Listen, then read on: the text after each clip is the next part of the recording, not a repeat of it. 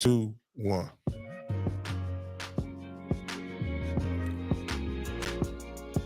Let's give him a minute to get in here, Coach. I like that jam there, Coach. Hey, we got a good one this week, Coach. We got a good one, man. We had some great action last week. Great action. Yeah.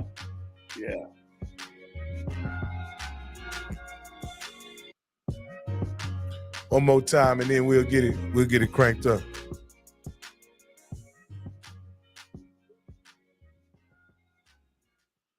You're live on HBCU Coaches Corner with none other than the SWAC legend, Johnnie Cole, and his trusty sidekick. I'm Rocky, man. Coach, how was your weekend? Man, my weekend was great, man. Did a lot of work, and of course, now I referee high school games, and man, I had a big schedule this past weekend, so it was good.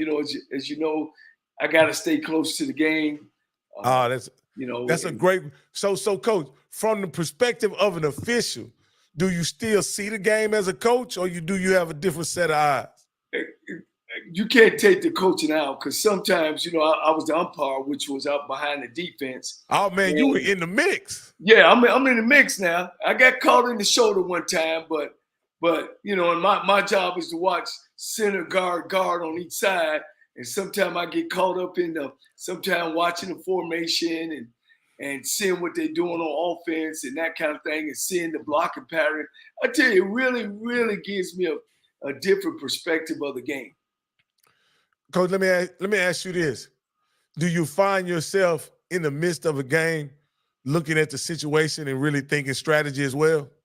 Ain't no question, Rocky. That's how my mind goes. Being a civil engineer by trade, and and I see different things. And the other part of it is the coaching part. I could tell when a coaching staff is hollering. That means they ain't done no coaching all week. You know what I mean? And then when I do the sideline, I'm a head linesman as well. When I hear a coach always trying to get a call, I know then that they know they're not that good. So all that I'm just learning so much more about the game, the other side of the game. Does it, and the last thing before we move on, Coach, has it given you a more of appreciation for the zebras now that you're a zebra? Ain't no question, but the people attitude and that comes out. It's some referees, it's almost like you got those cops that you give a gun to, then all of a sudden I'm the big bad guy. And I hate to say that, you know what I mean? But then there's some refs that don't care either way, you know what I mean? Because there's always, some type of penalty going on every play. Is that really true, Coach? That's really true. There's an infraction on every play. Right. And good refs, as long as it don't have nothing to do with the play, they let it go. They let it go a hold or something, they let it go. So the human error is always a part of any game that moves that quickly. Well, I mean, that's interesting, and Will, and this is the last question I'm gonna ask you before we move on, Coach. Do you think this experience moving forward will make you a better coach? Oh man, without a doubt, Coach. Because now the integral part of how they view the game. So if a ref makes a call, I'll know if that's his call. And because I know what ref watch what. A lot of people think when they looking at TV and they see those two refs on the sideline, those two refs on the sideline is not looking for no holding in the line of interior line or even behind the line of scrimmage. Their job is now go to the secondary. And then sometimes when you have like three receivers to one side, that sideline ref has assignment, as well as the back judge has assignment, as well as the umpire has assignment. So then who's watching who, who's supposed to make the call. Coach, this is the last one. I promise it's the last one. And before, so now that you know what areas belong to what referees, what what referee is watching, what official is watching what, right? Right. Can you use that knowledge of me- referee mechanics to gain an advantage when running certain plays? Oh no. Hey, it was intriguing to me when I first learning and started going to class and stuff. It was intriguing about how things work, but it depends on the mechanics of, is there a 4-man crew? Is it a Okay, 5-man okay, crew? Is it okay. a 6-man crew? Is it a 7-man crew? And that's why they increased the refs, the number of refs. You go all the way up to a 9-man crew. So it's pretty tough that everybody ain't watching. But a ref will know, if I'm talking ref talk to him, Okay, that, okay. hey, look here now. And a matter of fact, I've talked to the SWAC ref, the commissioner of the reffing, and just throwing my name out there to make sure don't forget me. I wouldn't mind coming in and reffing in the SWAC. Oh, that's awesome. Yeah. All right, Coach, we're going to move on and we're going to start our preview of last week's action, right? Yes. And first off, we had this HBCU football week started early, and when it was a pretty good game, I thought. Going into the game, I kind of thought NCCU would make light work of Morgan State, but it didn't turn out that way. Right. It seemed like Trey Oliver and the Eagles were in a dogfight with Morgan State. What'd you think about the game, Coach? Well, you got to win those kind of games. I talked with Coach Oliver, and he said they got to get better. They got to play consistent and understand that the target is on them. So everybody's Superman. Everybody's, we got to beat the best. Coach up there at Morgan State, he's always wanted that job, Coach. And now that he got it, he's gonna get those kids playing. And Coach Damon Wilson, I watched him coach Bowie a couple years ago in the playoffs. He seems to be a very competent coach. And it's the team, this was my first time watching Morgan State, but it reminds me of the Bowie team. Very sound defensively, you know what I mean? Not a lot of penalties. Kind of, I don't want to use the word pedestrian, but I'll use the term basic offensively. Hey, what's up? What's up? The Bishop Campbell tuned in, FAMU alumni, esteemed FAMU alumni. So hey, he beat my boys. His boys beat my boys this week. Just hold on. Just hold on. The Calvary is coming. All right. So and it looked a lot like that. Not pedestrian on offense, but not really a team that's led by offense, definitely led by the defense. And so that lets me know that he has a formula, coach, of building a team. Yeah. I look for big things from Morgan State. Coach Wilson, like I said, he worked himself up. He's took Boyd to so many championships. He go across the street, across the way, man. And I know he's fired up, and I know how he feel, because that's how I felt when I got the Texas Southern job. It was something that I wanted. Okay. When you when you get your dream job, coach, it's a little something extra. Oh man, without a doubt. I mean, it's a dream come true, and just to sit in that seat, that first day after your press conference and all that, you just sit there and just say, ah. So we looking forward to looking for big things from Morgan State. All right, coach. Moving on to the next games of last week, we got South Carolina. They handily defeated Delaware State as we both predicted. Yeah. There was no surprises in that game. Much like the Richmond North Carolina A&T game, you predicted this wouldn't be much of a matchup either. And with those games turning out to be, as you predicted, was there anything notable in those games that you like to mention? Well, yeah, you got Delaware beating Hampton. They got a great program over there, a perennial winning program.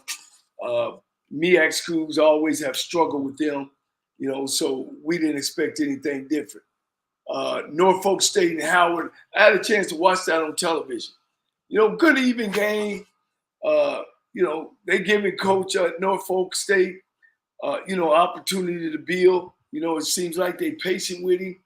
But Norfolk State is a perennial losing program, so it's going to take a minute. But you know how the days is, it's like microwave oven. We want it now.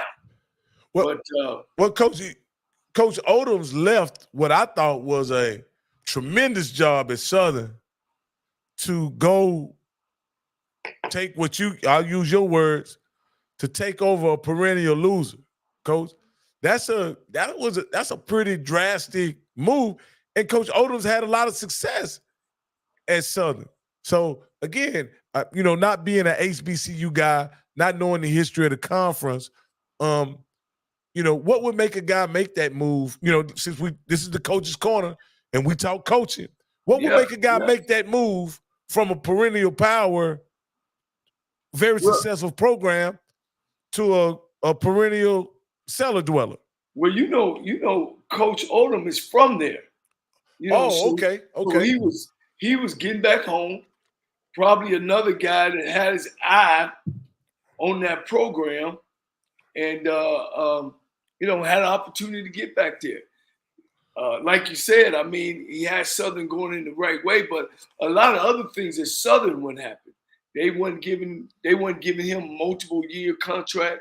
They kept on giving him year to year. You know what I mean? They wouldn't drop the money bag, as the young folks say. And so he decided to take things in his own hands. And I think it had more to do with him getting a multi-year contract than him going year to year there. Okay, that's that inside baseball that you only get on the HBCU Coaches Corner. As a fan, we watch coaches move, we watch coaches get fired, we watch coaches get hired, but it's the things behind the scenes, the things that take place behind the wall that Coach Johnnie Cole could let us know about, because he's sat in that chair, he's been behind the wall, he's done it. He's done it at the highest level, and that's why you tune in to the HBCU Coaches Corner. We're going to move on. Did you see anything in the South Carolina, the South Carolina, Delaware State, Richmond, North Carolina A&T game that was notable? Well, Delaware State been struggling forever. Delaware State is sort of like I hate to say it, a Texas Southern, an old Prairie View. They're perennial, they're in the MEAC. For some reason, they hadn't been good since Taylor left there, who played with the 49ers, and they struggled then. And, even they just got a new coaching staff there, and the AD come in, and who I know her, and she knows me. And, they go outside and hire a hiring company to hire a new coach there. And what does a hiring company knows about Delaware State? You know what I'm saying? And what they need. And, we talked about that the last day. You got coaches out there right now, HBCU coaches out there right now, who have been in programs, who have turned them around, and none of them get even an interview. But you keep doing the same thing, but you're expecting different results. They call that what, Rocky? Insanity. Insanity. Absolutely. It's insanity. You know what I mean? You should be searching for a coach that can turn programs around. Who has done it before? Who's done it before? So Coach, let's dip into this just for a second. You're saying when you've been a perennial loser, when your program has been down for so long, that's not the program that needs to try somebody out or give a guy a shot. You understand? You're saying you need to get someone in that position who's done a reclamation job before, who's turned the program around, who's actually done it. Those are the kind of guys you need. You shouldn't be giving a guy a shot when you have a perennial loser. Why shouldn't you give a guy a shot if your team is a perennial loser? Yeah, let's say I got a winning program and the coach bounced. Now I can find me a young coach, either on the staff or a guy got some experience to come in and stuff is already built. You know, when you got those perennial losing programs, you need an older coach who knows people, who can make calls and get recruits, who knows his assistants are older where they can make calls. You need those young guys to hustle. And see, this is what happens in black college football since I've been around. We, I, I have nothing against hiring young coaches, but if the young coach is not taught right and taught properly, then he bounces. He takes the first head job he gets, like a Delaware State, and then you never hear about him again.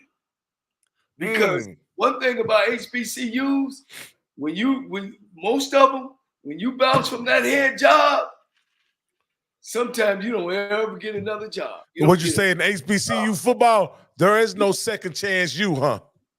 Well, I tell you what, it's awfully, you can count them on your hands. The ones have done that and bounced in my last couple of years to another job. It's tough. If you fail out, out of it, you usually don't get another chance. Sometimes win, lose, or draw. I don't call myself falling out. I've won championships everywhere. No, Coach. I was simply saying when you fell out, like you were fired due to losses. You know, due to wins. We all know that, Coach, in your tenure at Texas Southern, you didn't lose your position because or you weren't replaced because of wins and losses. That wasn't your problem. Right. You know what I mean? Right. Yeah. So, and then see when you're a young coach and you take a Delaware State and you go 0-10 in your first year, then you go 1-9, then you go, let's go say you go 2-8. Now you 3-30. You don't mess your whole career up. Ain't nobody gonna hire no 3-30 coach. You know, Coach. I'm gonna be honest with you. If something would change and I was the president of a university, HBCU in particular, I don't care where it is in the country, right? The one thing if I had to hire one guy, if I had to go get one guy that I believe could change certain around, and I'm gonna leave you out of this, Coach, because we have a very personal relationship. If I had to go get one guy, it'd be Willie Simmons. That's the guy I'd go get. Yeah. That's if I was the president of any college, like any college that needed a turnaround, whether it be Norfolk State, Delaware State, whatever, I put the bag in Willie Simmons' face. He just had to turn me down. Yes. You understand? Yes. Because he has a proven track record of getting it done. Yes. It seems like those guys don't even try after those for those big name coaches like that. But that's what they really need. And that's what I'm saying. I talk to coaches all the time. I've talked to a bunch of guys. They call, they get, of course, I'm still close to the game. Only thing I'm not is on the sideline. And I hear, they're applying for these jobs, you got older coaches that been head coaches before, and bounce around the conference. And these hard services are just letting people know, letting black college coaches know, guys who finish from black college, man, you got to go coach. You got to get some white experience, basically, some PWI experience before we even consider you as a head coach at some of these places. And it's so off cue. You know what I'm saying? And we talked about this. If I graduate from I don't care if I graduate from a black college. I worked at University of Cincinnati. I worked on the other side. And I guarantee you, you coach your position and you recruit. Everything else is taken care of. You know what I mean? I don't think that I would be as good as I am if I didn't get the black college experience as an assistant coach and as a coordinator. In these schools, Delaware State, we talking about Lincoln in Missouri. Lincoln College in Missouri, coach, it's horrible. And here's the deal about Lincoln College in Missouri. They play in a PWI conference with Pittsburgh and Emporia, and they get killed every year. Because they've been losing for 40 years. Since I've been knowing Lincoln College, my friends from Ohio went to school there. My brother them would play at Central State and beat them. And they will not go and get a qualified guy for some reason. They won't go get one. They won't go looking for one. Well, let's go, Coach. We need to finish. No, Coach. I got it. Hey, well, we could look at a group of them. We got Delaware defeated Hampton as we predicted, and the HBCU homecoming queen, Lincoln. Oh, some Lincoln of California. Yeah, Lincoln of California. Because I think they got 6 HBCU schools on their schedule, and all of them homecoming.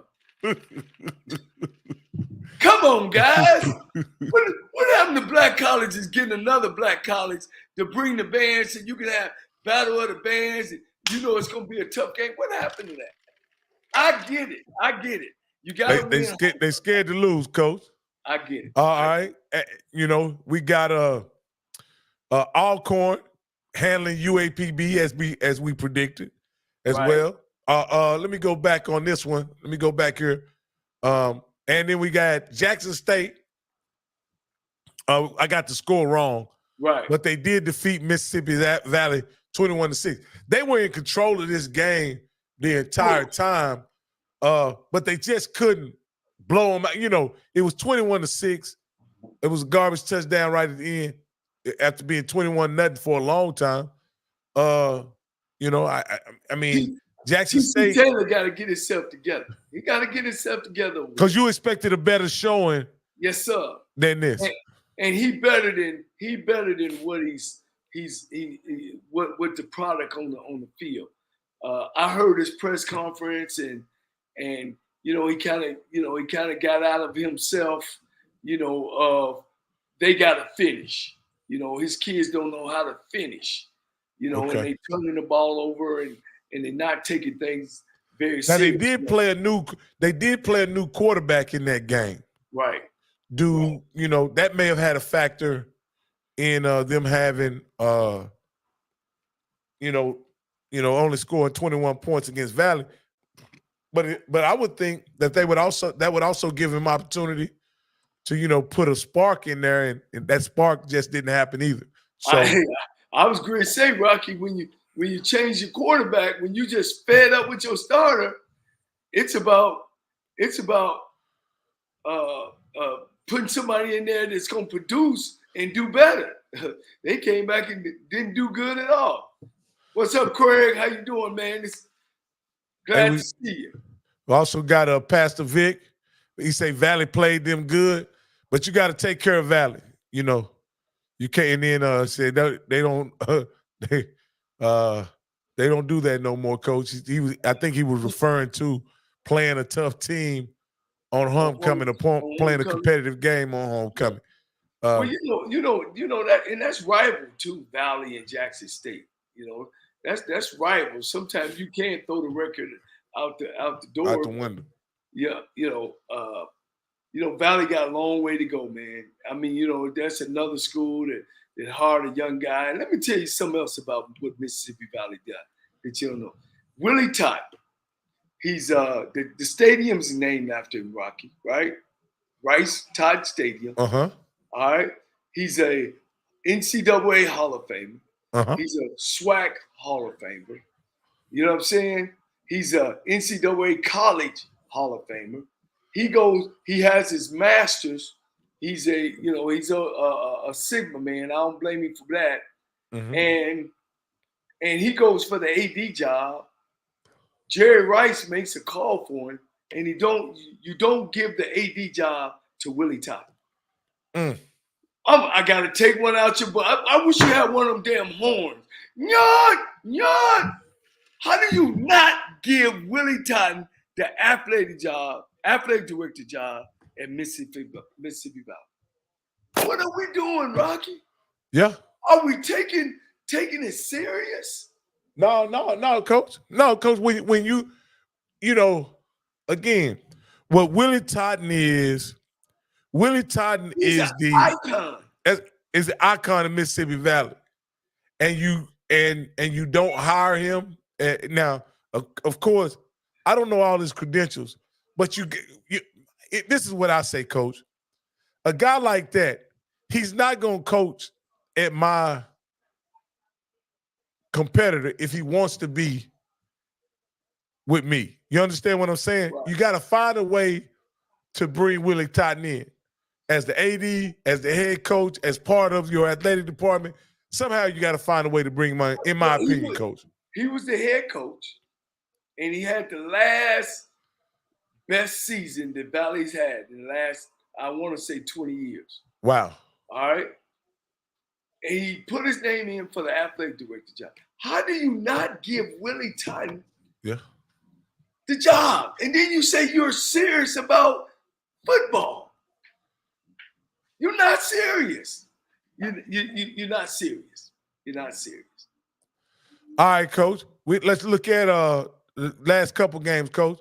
Southern went out to Florida and played Bethune-Cookman, and it was fairly competitive. Southern is an enigma right now. I, Coach, don't know what Southern truly is. Normally you get halfway through the season and you kind of know what each team is. You kind of know who they are. Team kind of has a personality or identity. And I'm going to be honest with you, Coach.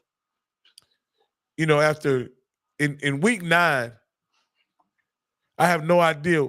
After week 8, I have no idea what Southern is as a team. They're a team that if they run the table, they go to the SWAC championship. But, Coach, what are they when you play Bethune-Cookman, in a tough game? And I'm not going to say you barely win, but it was way more competitive than people thought it would be.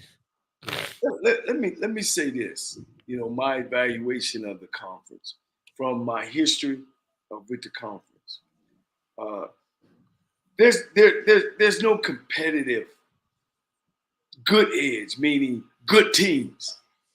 You got Florida A&M, they running through the conference, they playing bad games and they winning, by 7 to 8. I agree with you totally about Southern. Coach Dooley, and you got a great staff down there, and I just don't know what's going on. They're not the Southern of old. They're not walking into the stadium confident. When they lost to Texas Southern the last 2 years, and not only lost to them, they got beat bad. You know what I mean? I just don't know what's going on down there, but I know that it ain't going right. They hadn't scored 30 points, I think, all year. And I don't want, I think they played Lincoln. We throw that game out the window. Uh-huh. I don't think they scored 30 points on nobody. And I got to look at their schedule.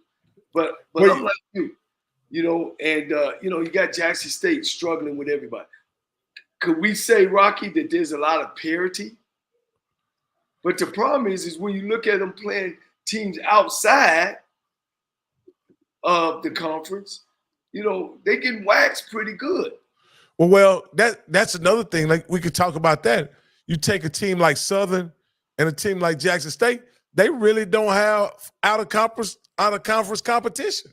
Right. They're not really playing anybody from any other conference other than the SWAC. So, of course, those two teams, and from, again, we FYI out here, those teams right there, Southern and Jackson State, the last 40 years, they've been in the top 5 in FCS attendance. And they average more fans than some 1AA schools. A lot of FBS schools, a lot of FBS schools, they average more fans. With Pete Richardson there, it was off the chart. When Deion Sanders, of course, there, it was off the chart. You know what I mean? So when Marino Cassim there, it was off the chart. So those schools, is important that you hire the right guy. You know what I mean? Very important, because you don't want to lose that fan base. When you talk about Southern against Bethune-Cookman and going into the fourth quarter, the game is 21-10. You know what I mean? That's way more competitive than what you anticipate that game being. But we'll move on to the next game. And I know you have some feelings about this one, this last game. It's your alma mater, hosted Florida A&M. And at halftime, they were leading 14-7. What do you think about that, Coach? You know, it's like, you know, I've been watching Texas Southern for 5 years. And for 5 years, they've been doing the same thing. They get out there, and then by halftime, they would slow down. You know, when Mike Haywood was the coach there, he were talking about at halftime, they don't have no energy, you know, no energy drink or whatever he was used to in Notre Dame in Texas. I've never heard of it, you know, that you give a kid some energy at halftime and then they come out and play strong. You know, I think that's about how you practice.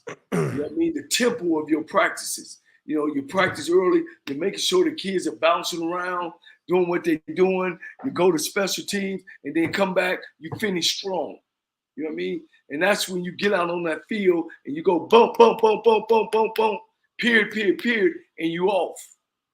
And I think a lot of that has to do with Texas Southern. I don't know what Coach McKinney is doing. So they don't depend on getting the kids in condition anymore, Coach.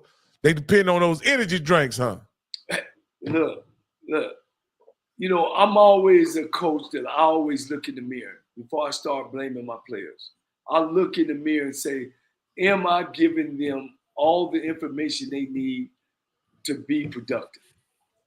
Even my coaches, real story real quick. I had a kid named Tyrone Butterfield that we had got from the University of Michigan. And the strength coach came in the team office and was like, Coach, he don't like to lift weights and stuff like that. I said, look, I got a question. Does he show up on time? And they said, yes, he shows up on time. I said, where's he at as far as where he's supposed to be at? Oh, well, he's the strongest wide receiver. And I said, do you understand that ain't him, that's you? Then you need to make it more interesting in the weight room that he got to come in there and get things done. You know? So, man, I put the information on the coaches. Like I had one kid that was real fast. Well, Coach, he can't remember the plays. I said, well, damn it, find the ones that he can remember. And let him run those. And them the ones that he gonna be running. Don't be telling me we gonna have him over on the damn sideline and he running 4.340s. No, sir. No, sir. Coach, see, Coach that's called personnel, Coach. But we'll get talking. Coach, that's a great point, Coach. You as a coach, you don't take any excuses. No. That's what it sounds like to me. No. As a coach, it's your responsibility to make sure the players are prepared and they are put in position to succeed. That's what it sounds like to me, Coach. Rocky, if you recruit a player to come play for us, then that's on you to get him to know what he's supposed to do. You know, and there's another thing that I see that ref, and I want to get away from that. Our ref, it's no more for the big nose tackle that can't move no more. You got two big old guys, 3-tech in a shaded nose in there that's covering the center and the guard, and he big and he can't run, he can't move. Those dudes are offensive players. Yes. They offensive players right now because the game is so wide open. And I see that so much. It's about, you got to know your personnel. You know what I mean? You got to know who belongs where. You know, you can't say, okay, he big, let's put him on the defense. Well, can he move laterally? So that's another thing that I see a lot, that coaches don't make personnel changes. Absolutely, Coach. And like I said, we had your alma mater. Your alma mater ended up losing 35-21, got outscored I want to say 28 24-7 in the second half. They definitely needed some type of boost because they got wore out. Looking over the stats, Coach, it looks like what ended up happening is Florida A&M decided to just run the ball in the second half, and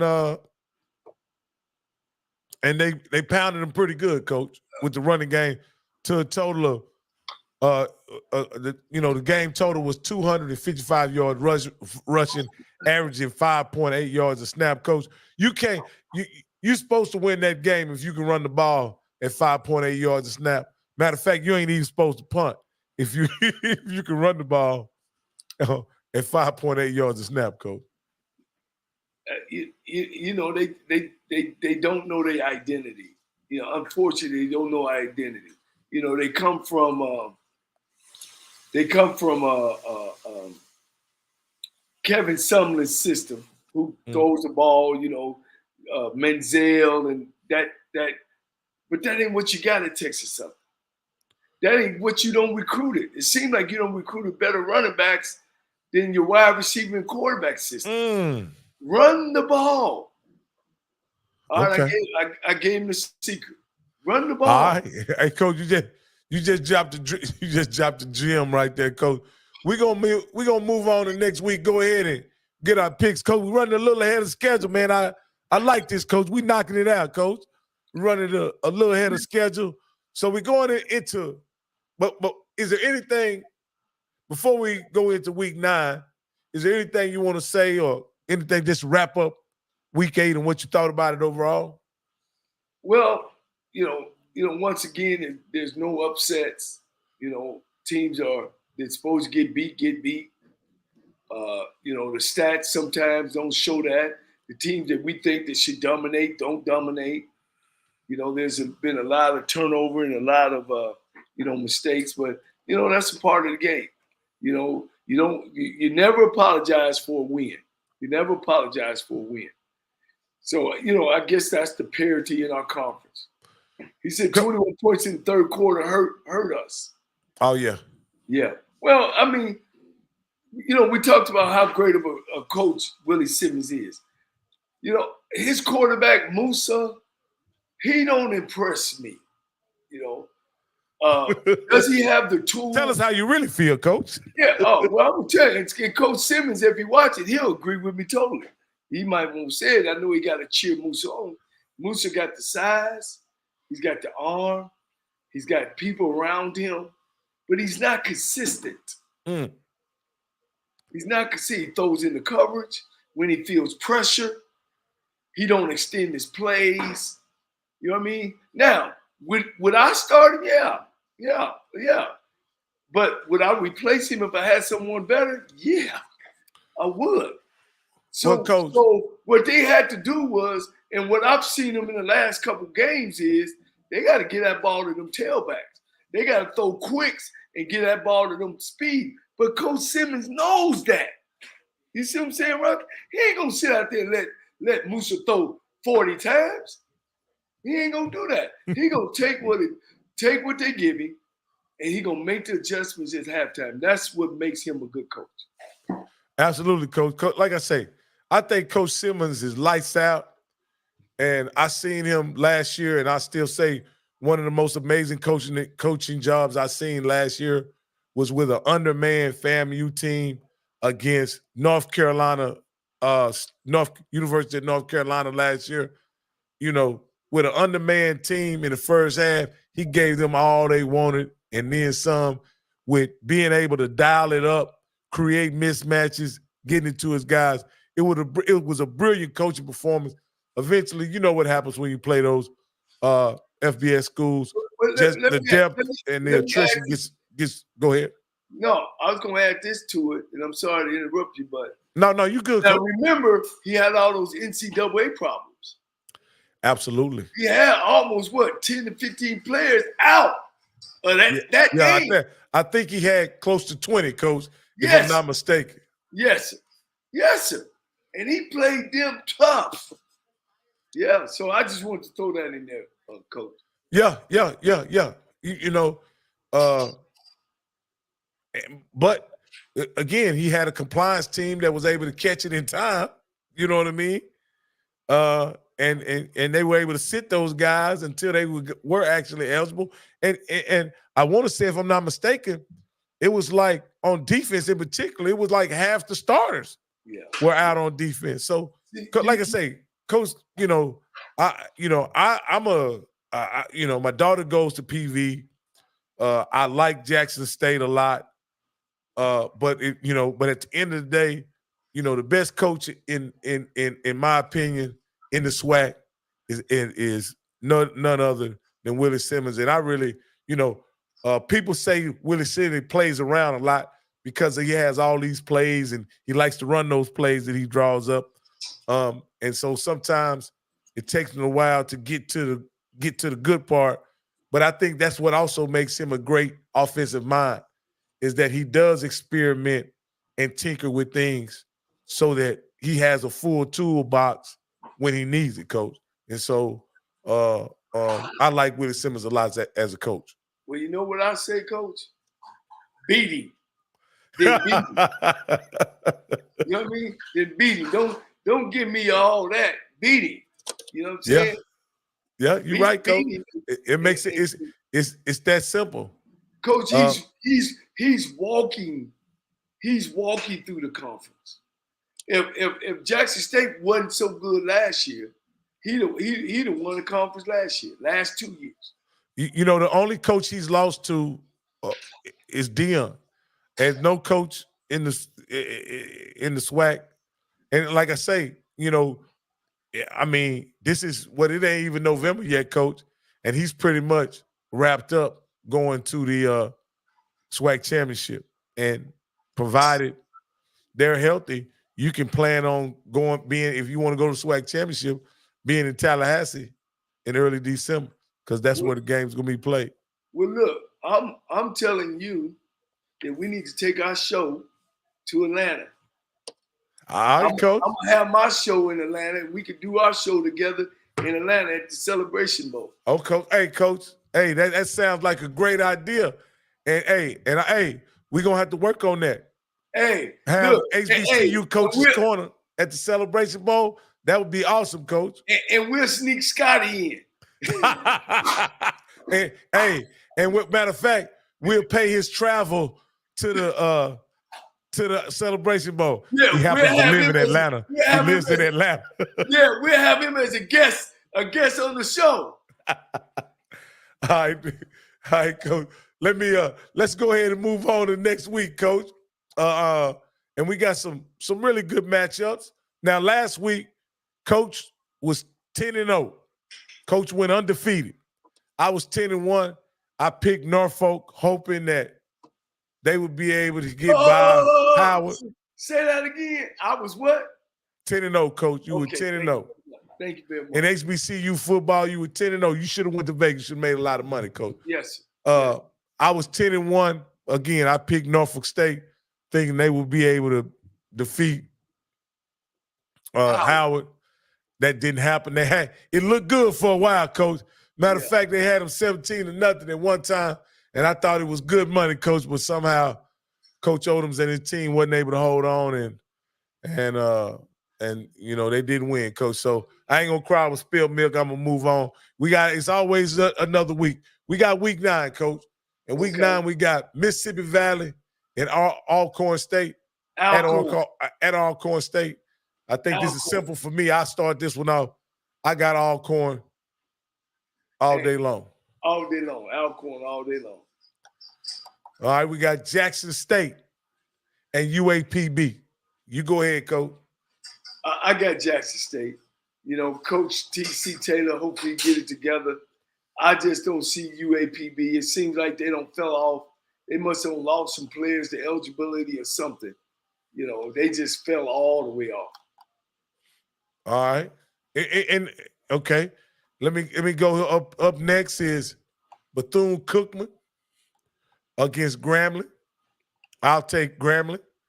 Now, again, Grambling is a team that I thought I knew who they were about 3 games ago, Coach.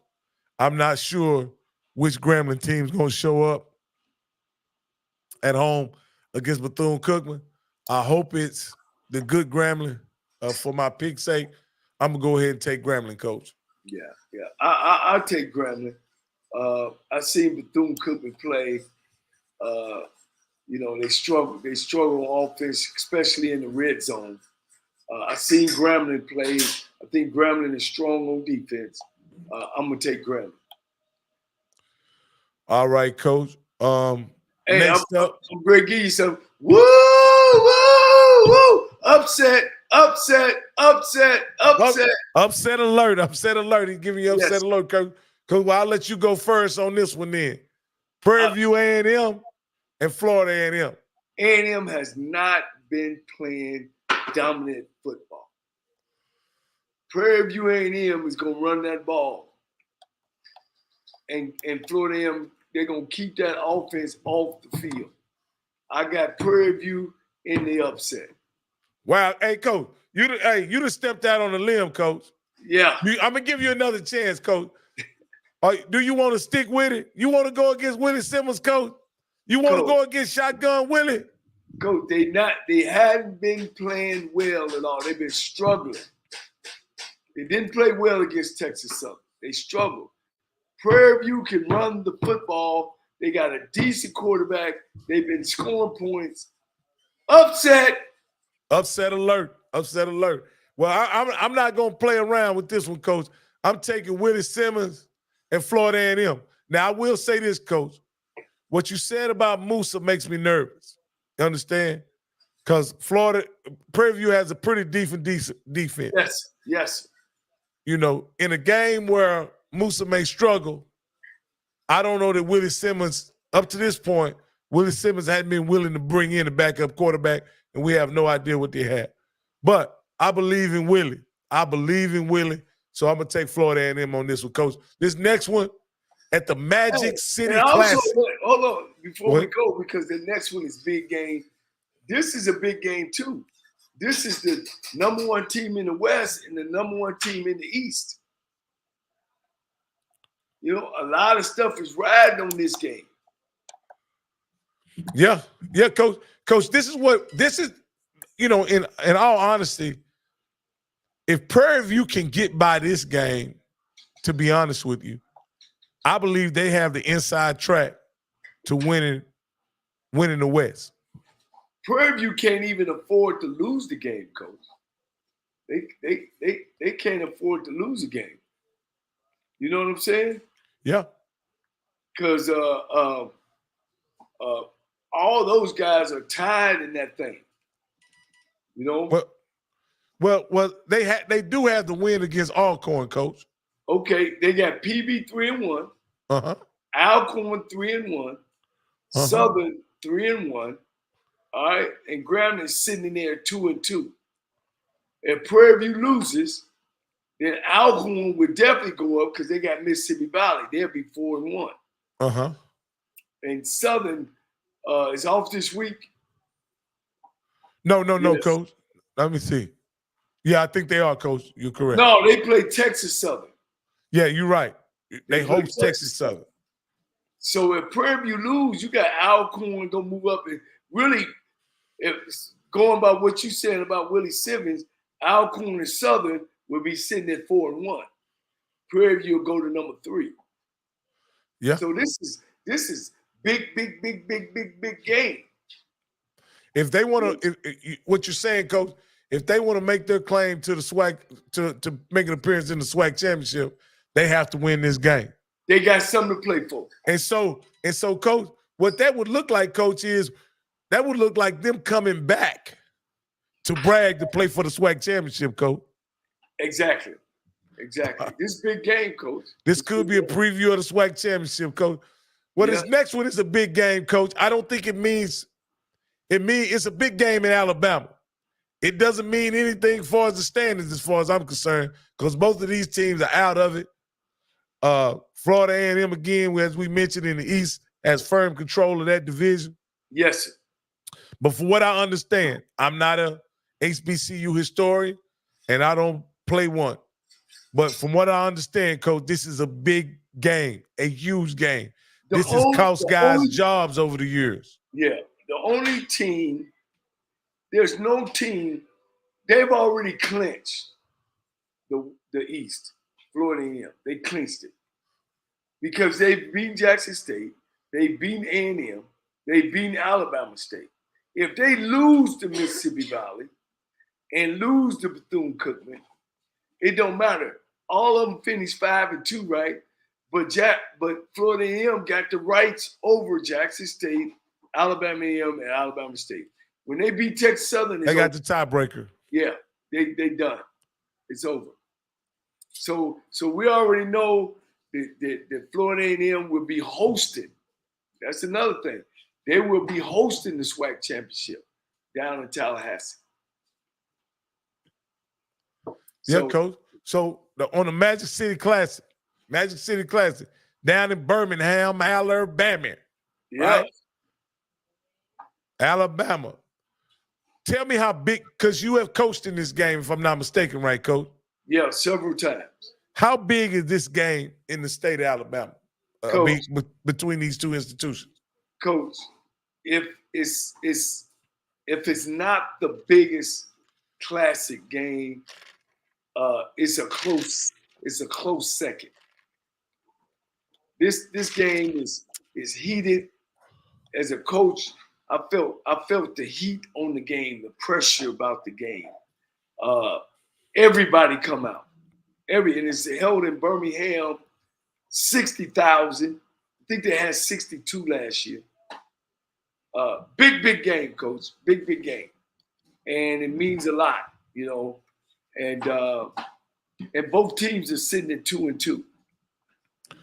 Some people, you know, I've heard that this particular game historically have cost guys their job. Yes.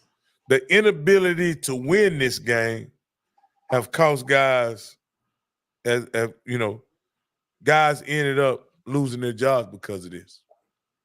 Yeah. This seems to be a pretty heated rivalry. And is it one of those games, Coach, that you can literally, I know it's a cliche, but throw the records out? Oh, ain't no question. Ain't no question, Coach. But it literally, in this game, both teams really want to throw the record out. Yeah. They literally want to throw the record out. They literally want to do over for this season. Could this game, with a struggling team, Coach, could this save your season? Yeah. It can save you. It could give you that one more year. You know what I mean? You saying this game, winning this game, could give a coach one more year. It could allow him to keep his job, keep his kids in the same house, keep his you know, they can keep from the moving van pulling up. This one game could prevent that from happening. Coach, you joking, but that's true. That's true, Coach. This is the game that everybody wants to come to, Coach, in the state of Alabama. This game is like Auburn and Alabama. You know, it's the real deal. Hey, now they say that game is between two factions of people that hate each other. So now I understand what you mean, Coach, when you say it's serious business in Alabama between these two teams. When you talk about Auburn and Alabama, this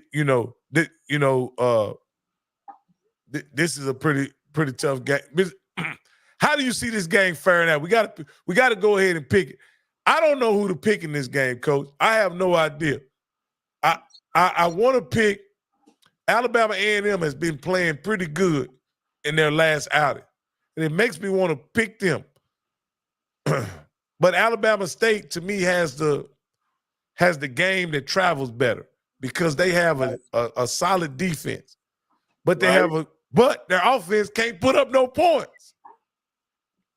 Well, so Coach, in this one, I'm gonna take Alabama A&M, Coach. Who you got? I gotta go with A&M. You Alabama State can't score. You know what I mean? They averages 17, 18 points a game. You're not gonna beat Coach down there at Alabama A&M. Because that's Connell Maynard. You don't think Connell Maynard? You're not gonna beat Maynard. You're not gonna beat Maynard. scoring 17, 18 points a game. Yes, he gonna chalk up something that you ain't seen, and he gonna get it done.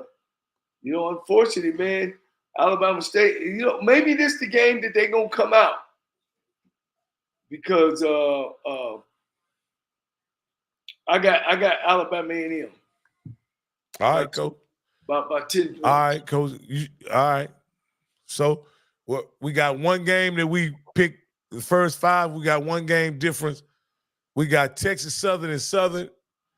If this was in Houston, I would go Texas Southern. But since it's in Baton Rouge, A.W. Mumford Stadium, I have to go with Southern on this game, Coach. Who you got?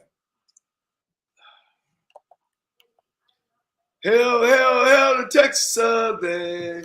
Hell, the maroon and gray.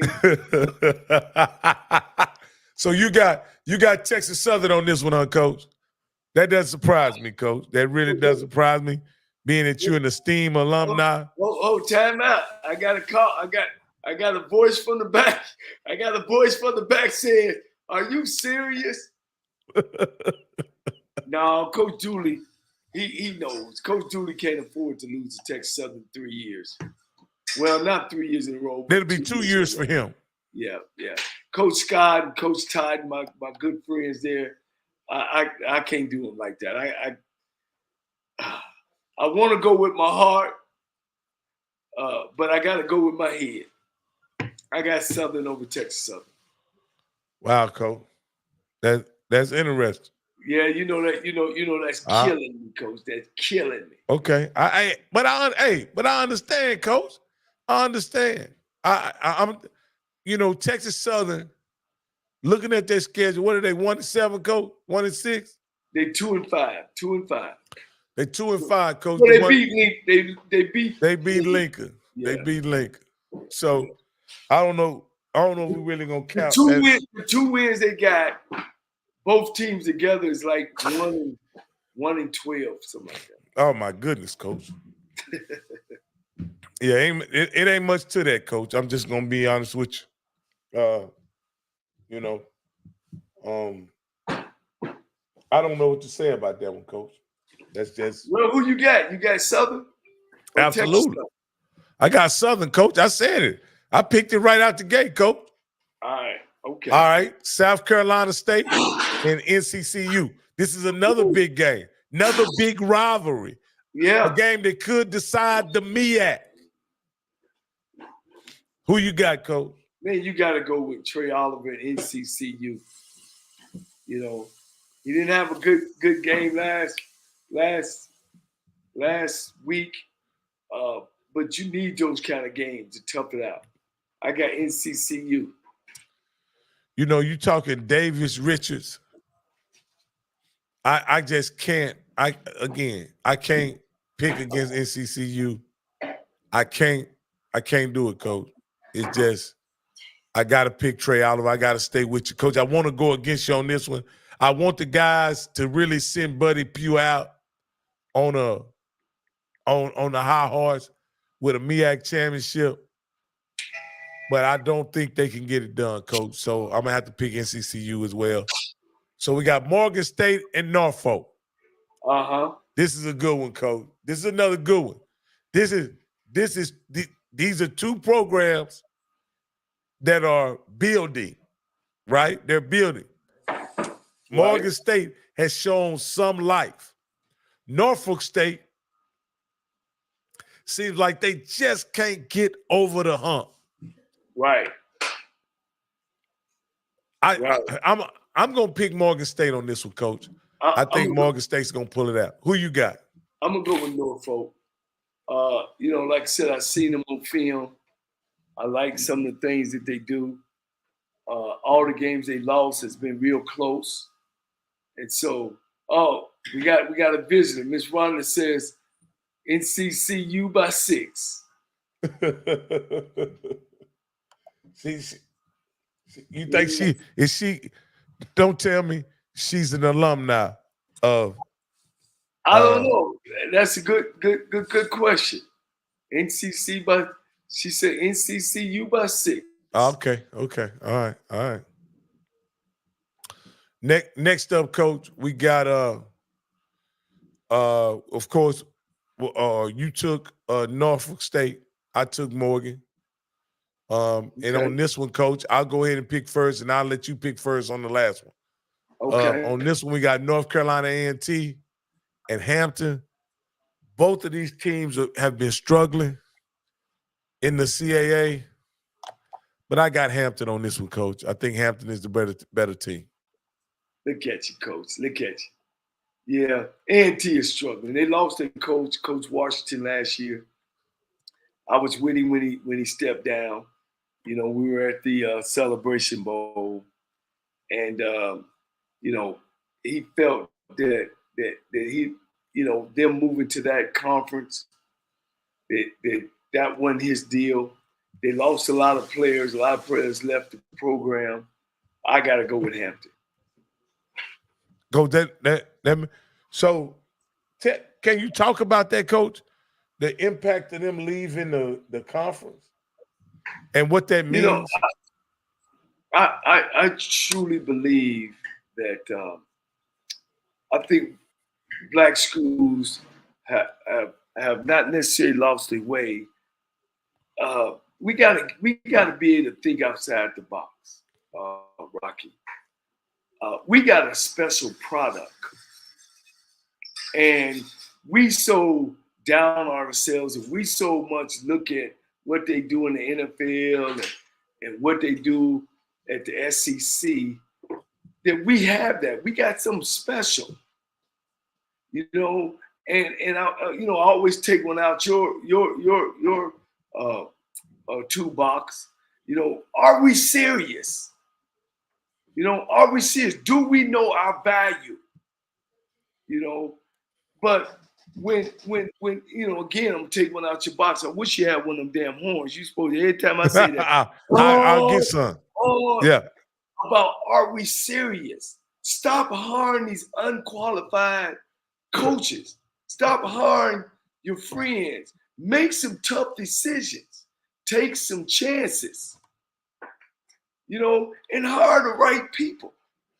And the right people don't necessarily mean that I've coached at a PWI. You know what I'm saying? We can't progress. Stop running from coaches. Look, if I'm in a tough situation, I'm gonna follow a guy to be like, man, we're going this way. And this is why. You know what I mean? And he's a proven winner. I'm following him. I'm going 100. If we going over the, you know, if we in the Titanic, we ain't gonna sit there and be playing music to the Titanic. No, we jumping on dresser drawers. You know, we look, we getting out of there. And if I gotta, you know, speak over you, I gotta speak over you because I'm the coach. I know about football. You're supposed to know about administration. Absolutely, Coach. That's so what it's. When they left and went to that school, that conference, A&T and them needed A&T and Hampton more than A&T and Hampton needed them. Mm. You see what I'm saying? We bring the crowd, they bring the crowd, but they only bring the crowd when the team comes to A&T and Hampton. When Hampton and A&T go plays them, they got to bring the band so they can sit and see our kids, you know, do their thing. But when they come to us, they don't come to us. And they fans don't travel that well. That's what I'm saying when I say us or they. Their fans do not come to our schools to watch the games. But when we go play there, oh yeah, we got Hampton in the band. We got Howard in the band. We got A&T in the band. That's interesting, Coach. That's an interesting perspective. So I still think that if we could come together and put together a package, not for BET, not for some small group just like the SEC, and go sell our package, our Black College package, our best games. No telling where we would be, Coach. where would we be? We just won't work together. That's forward thinking, coach. You got to have a visionary when you're doing that kind of stuff. You know, you got to have somebody who sees beyond what people can see right now when you talk about putting together a package. Because there's some great games. There's some great stories that need to be told in the SWAC and in the MEAC. Well, across HBCU football in general. Let's talk for a couple minutes. I know we close. We good? No, we good. We got some time, coach. All right, let's talk. Let's go down the classics. Magic City Classic, 63,000. All right. State Farm Classic, 56,000. All right. Orange Blossom City Classic, Labor Day Classic, Turkey Day Classic. That's 5 games right there, coach, that we can have every week. So when people watch HBCU football, they seeing our best. And you haven't even tapped into Jackson State Southern. Jackson State Southern, Jackson State Alcorn. No, I ain't tapped into that. Bayou Classic, I ain't tapped into that, right? So every week, Eagle City Classic, I forgot that. Eagle Classic, A&T and North Carolina Central. So every week, when they turn on the TV, they see BC, Black Lives, HBCU football, these big crowds. Then they can go all out in the parking lot and we tailgate. We do the same thing they do. Yeah. But we take one out your book, hit your horn. You ain't bring your horn. Ah! There you go. There you go. We don't take it serious, man. We don't want to make no money. Yes, sir. Coach, that's better than the horn. What you saying, coach, is basically what Scotty and other people on this channel and people who have discovered the HBCU space has been able to make a living is there's a huge HBCU following. It's a very popular product. People are extremely passionate about it. And all the tailgating and the large fan attendance that exists right here in HBCU football, but it's largely overlooked because there hasn't been a package put together where it actually goes out to the masses and HBCU gets to show off the pageantry, the history, the games, the stories, there's so much that I've learned in the past 4 years. And my wife here. And the band. I'm a football guy, so I got to get caught up on the band stuff. But yeah, the bands is part of the experience, no doubt. Why won't we have one of these top African American, perform at halftime? You know what I mean? Why somebody? Okay, we can't pay you what the Super Bowl can pay you.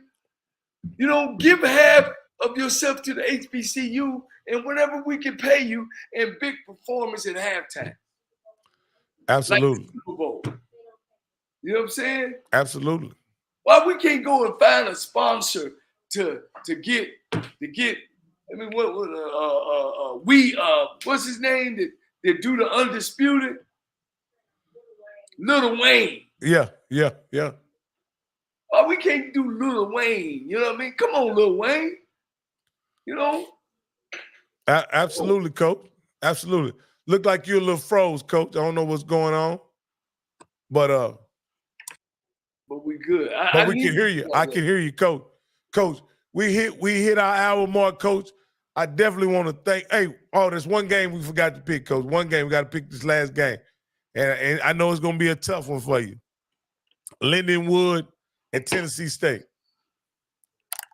Ooh, man. Do you see Tennessee State's schedule this year? No, I hadn't seen it entirely, but I do know some of the teams they've already played. Coach, you got to hit it because the live timing is not moving. Okay. I think we talking to each other. No, coach. We still going, coach. I got us. We still going. It's just froze on your end. But no, coach, I can I can bring up Tennessee State, coach. That ain't nothing for me to do. I'm gonna take Lindenwood. You gonna take Lindenwood, coach? I'm gonna go ahead and take Tennessee State, coach. Tennessee State have put together a puff schedule. It's just Tennessee State has just been a disgrace to me. Really, coach? Yes. And with some of the games that they've been able to win, Gardner-Webb, Kennesaw State. Look at them. Look at the Kennesaw State only won 2 games this year. Gardner-Webb is at the bottom of the schedule. It's bad, man. Tennessee State is better than that, man. So, coach, down the stretch when they have Lindenwood, Charleston Southern, Eastern Illinois, and Tennessee Tech, can they run the table and make the FCS college playoff? They won't make the playoff because their schedule is just not strong enough. Okay. They not gonna make that. All right. And they got all these teams in here. All right. You back up now, coach. Oh, they got University of Tennessee and Martin, who they lost to. SEMO, they ain't played yet. I don't even think they played SEMO this year. No, they haven't played SEMO. Tennessee State sitting at 1-1 and 5-2. Mm-hmm. Okay, they got Linwood, Charleston Southern, which is Linwood is 3-4. Charleston Southern is 3-4. Eastern Illinois is 5-3. Now you beat Eastern Illinois, you're doing something. And Tennessee Tech is 2-5.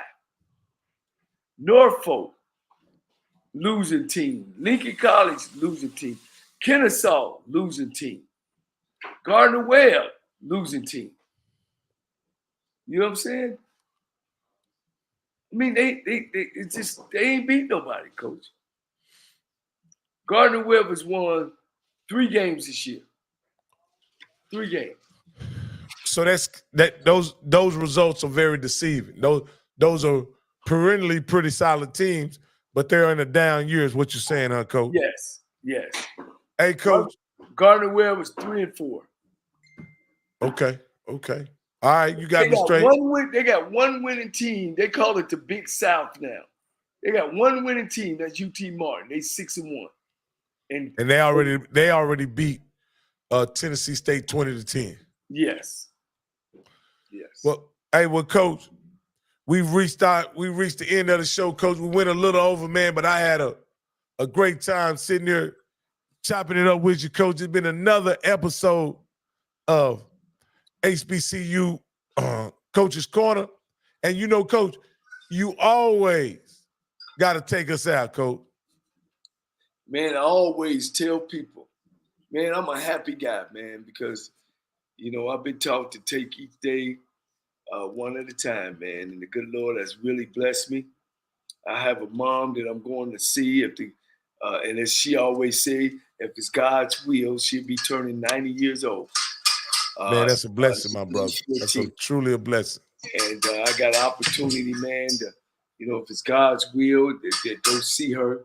And I always say when I end a show, if you feel yourself at the end of the road, tie a knot and hold on tight, because ain't nobody bad like you.